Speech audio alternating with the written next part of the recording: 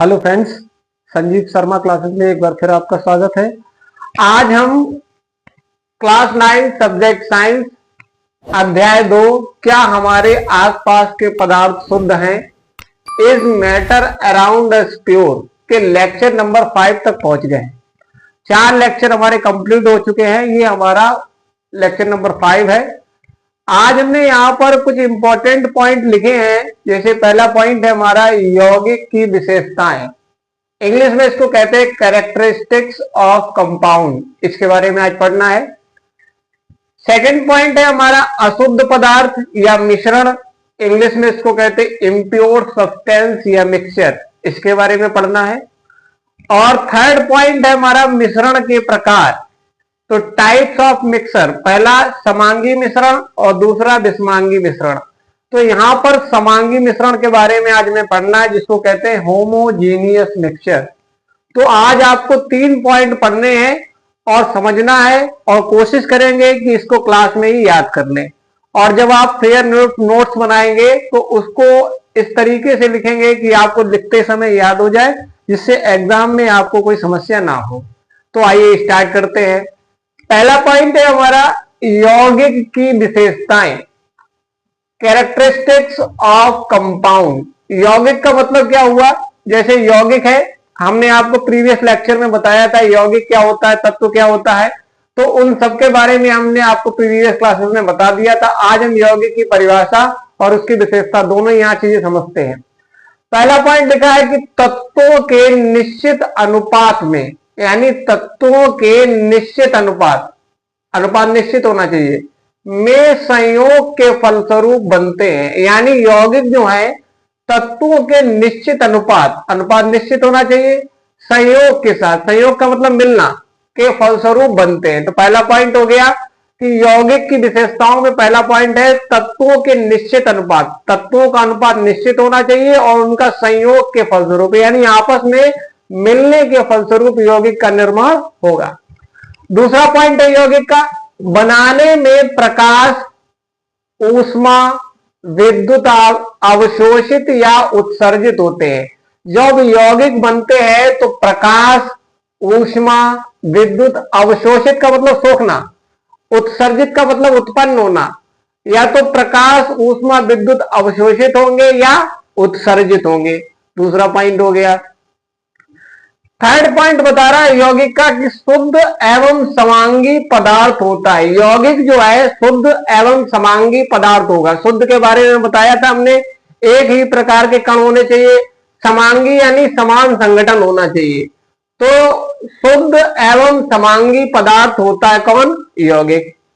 चौथा पॉइंट हमारा कह रहा है यौगिक का अवयवों को भौतिक विधियों द्वारा विभाजित नहीं किया जा सकता। यानी यौगिक के जो भी अवयव हैं, अवयव का मतलब किन किन से मिलकर बना है, उनको भौतिक विधियों द्वारा विभाजित नहीं किया जा सकता। आप इसको अलग अलग नहीं कर सकते, क्योंकि ये प्रबल बंधों द्वारा बंधे होते हैं। प्रबल बंध का मतलब हो सकता है एकल बंध हो, द्वितीयक बंध हो या तृतीय बंध हो। एक बॉन्ड हो सकता है, 2 बॉन्ड हो सकते हैं और ट्रिपल बॉन्ड हो सकते हैं। तो ये प्रबल बंधों द्वारा बंधे होते हैं, इसलिए इसको विभाजित नहीं किया जा सकता। तो ये तो समझ में आ गया।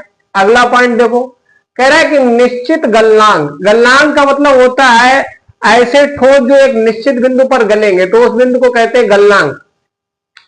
एवं क्वथनांक, क्वथनांक का मतलब उबलना, किस बिंदु पर उबलेगा उसे कहते हैं क्वथनांक। तो निश्चित गलनांक एवं क्वथनांक होता है किसका? यौगिक का। लास्ट पॉइंट कह रहा है कि गुण उनके अवयवी तत्वों से भिन्न होते हैं। गुण का मतलब यौगिक जिन जिन तत्वों से मिलकर बना है, उनके जो गुण होंगे मूल तत्व से अलग अलग होंगे। जैसे यौगिक बना है तो गुण उनके अवयवी तत्वों जिस जिससे मिलकर बना है, उनके गुणों से भिन्न होगा या अलग होगा। तो ये 5 पॉइंट हो गए, 6 पॉइंट सॉरी। तो 6 पॉइंटों को हम फिर से एक बार पढ़ते हैं। यौगिक की विशेषताएं, कैरेक्टरिस्टिक्स ऑफ कंपाउंड। पहला, तत्वों के निश्चित अनुपात में संयोग के फलस्वरूप बनते हैं, यानी तत्वों का निश्चित अनुपात होना चाहिए, उनके संयोग के फलस्वरूप यौगिक का निर्माण होगा। सेकंड पॉइंट, बनाने में प्रकाश, ऊष्मा, विद्युत अवशोषित या उत्सर्जित होती है। यौगिक को बनाने में प्रकाश, ऊष्मा, विद्युत अवशोषित भी हो सकती है, यानी सोखी जा सकती है, या उत्सर्जित का मतलब उत्पन्न होना, दोनों ही काम हो सकते हैं।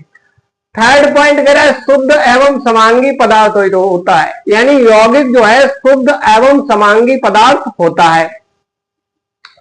चौथा पॉइंट कह रहा है अवयवों को भौतिक विधियों द्वारा विभाजित नहीं किया जा सकता। जितने भी अवयव हैं, जिस भी यौगिक को बनाने में जो जो अवयव यूज हो रहे हैं, उनको भौतिक विधियों द्वारा विभाजित नहीं किया जा सकता, क्योंकि ये प्रबल बंधों द्वारा बंधे होते हैं। इनका बीच का जो बॉन्डिंग है या बंध है वह बहुत काफी मजबूती से बना होता है, इसलिए इसको विभाजित नहीं किया जा सकता। अगला पॉइंट है निश्चित गलनांक। गलनांक होगा वो निश्चित होगा, यानी निश्चित बिंदु पर गलेंगे, एवं क्वथनांक भी निश्चित होता है, यानी निश्चित बिंदु पर उबलेंगे। गुण उनके अवयवी तत्वों से भिन्न होता है, इनका जो गुण है, जो मूल तत्व है, उससे अलग अलग होगा। तो ये तो यहां तक क्लियर हो गया। अगला पॉइंट है हमारा अशुद्ध पदार्थ या मिश्रण, यानी अशुद्ध पदार्थ को ही मिश्रण कहते हैं। इंग्लिश में कहते हैं इसको इम्प्योर सब्सटेंस एंड मिक्सचर। अब ये क्या होता है, इसका परिभाषा देखिए। कह रहा द्रव्य, द्रव्य का मतलब पदार्थ, जो दो या दो से अधिक भिन्न प्रकार के द्रव्यों को किसी भी अनुपात में मिला देने पर बनते हैं तथा जिनके अवयवों को साधारण भौतिक विधियों द्वारा पृथक किया जा सकता है, अशुद्ध पदार्थ या मिश्रण कहलाते हैं। यानी कहने का मतलब है कि द्रव्य जो दो या दो से किसी भी अनुपात में मिला दें, यानी दो या दो से अधिक भिन्न प्रकार के द्रव्यों यानी पदार्थों को किसी भी अनुपात में, निश्चित अनुपात नहीं है, यौगिकों में निश्चित अनुपात होता था, लेकिन यहां पर अशुद्ध पदार्थ या मिश्रण में निश्चित अनुपात नहीं है, किसी भी अनुपात में अगर आप मिला देंगे तो वो हमारा मिश्रण कहलाएगा। अवयवों को साधारण भौतिक विद्युत द्वारा पृथक किया जा सकता है, यानी आप इसको साधारण भौतिक प्रक्रियाओं द्वारा अलग भी कर सकते हैं। उदाहरण के तौर पे देखिए, चीनी तथा जल का मिश्रण, अगर चीनी और जल को आप किसी भी अनुपात में मिलाकर मिश्रण तैयार कर सकते हैं तो ये अशुद्ध पदार्थ या मिश्रण कहलाएगा। दूसरा, नमक तथा जल का मिश्रण, नमक तथा जल दोनों को आपस में मिलाकर कोई निश्चित अनुपात नहीं है। अब ऐसा नहीं है कि नमक तथा जल को आप मिलाएंगे तो निश्चित है कि 1 चम्मच डालना है, 2 चम्मच डालना है, तो किसी भी अनुपात में इसका मिश्रण बनाया जा सकता है।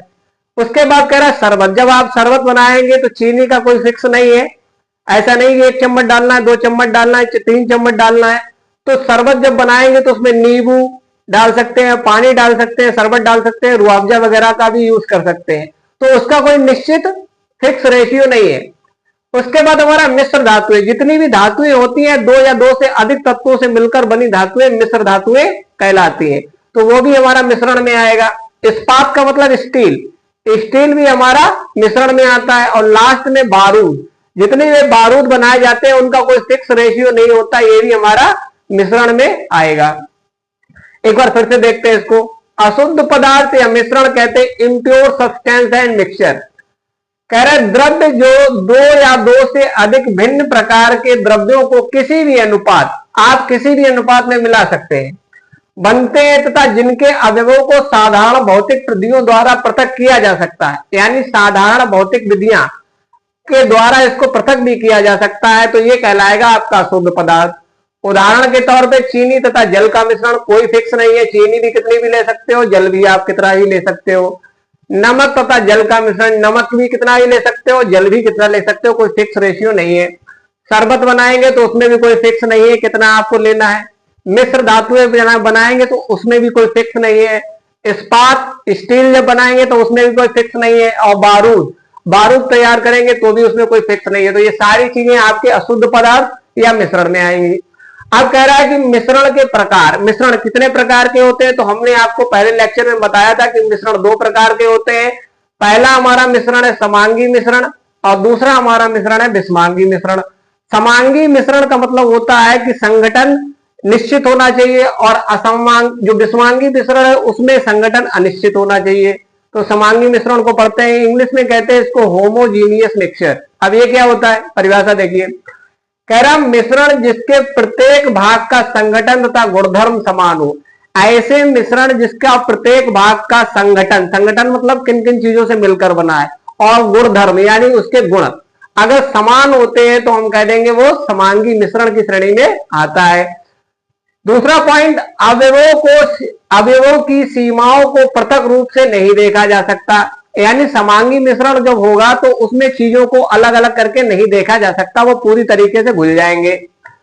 थर्ड पॉइंट कह रहे हैं नमक या चीनी तथा जल का मिश्रण एक समांगी मिश्रण है। नमक तथा जल या चीनी, नमक को जल के साथ मिलाने पर या चीनी को जल के साथ मिलाने पर जब ये घुल जाए तो आप उन दोनों चीजों में अंतर नहीं पता कर सकते, तो हमारा ये समांगी मिश्रण में आएगा। आप उसको दूर से अलग अलग पहचान नहीं सकते। तो समांगी मिश्रण को एक बार फिर से देखते हैं। समांगी मिश्रण मतलब होमोजूनियस मिक्सचर। अब इसका मतलब पहला पॉइंट है हमारा मिश्रण जिसके प्रत्येक भाग का संगठन तथा गुणधर्म समान हो। ऐसा मिश्रण जिसके प्रत्येक भाग का संगठन तथा गुणधर्म समान होता है समांगी मिश्रण कहलाता है।